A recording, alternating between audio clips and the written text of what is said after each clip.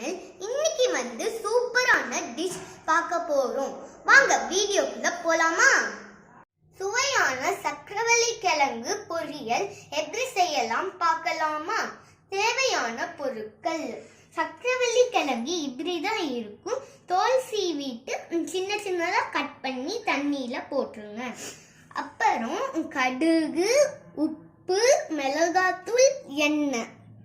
வானலியில இப்ப 4 ஸ்பூன் எண்ணெய் ஊத்திக்கலாம். இது நல்லா சூடானோனே கடுகு எடுத்து போட்டுடலாம். இப்ப நல்லா ஆயில் சூடாயிட்டு கடுகு எடுத்து போட்டுடலாம்.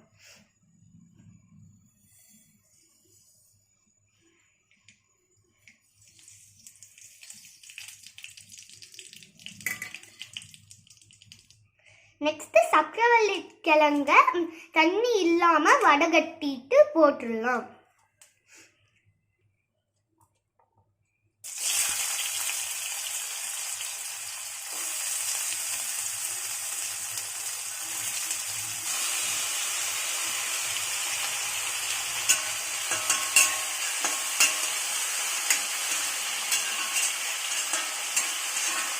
தேவையான அளவு உப்பையும் போட்டுக்கலாம்.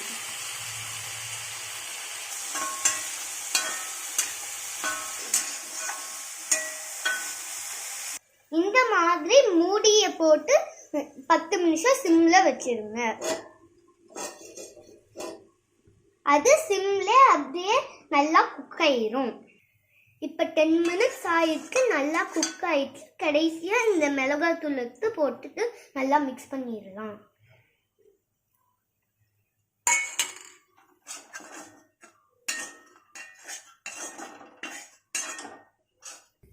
அவ்வளவுதான், நம்மளோட சுவையான சக்கரவள்ளி கிழங்கு பொரியல் ready.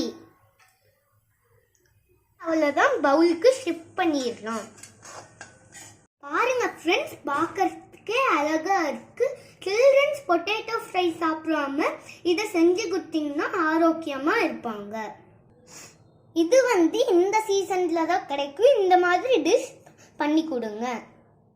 Thank you for watching. Like, share, subscribe and comment. Bye.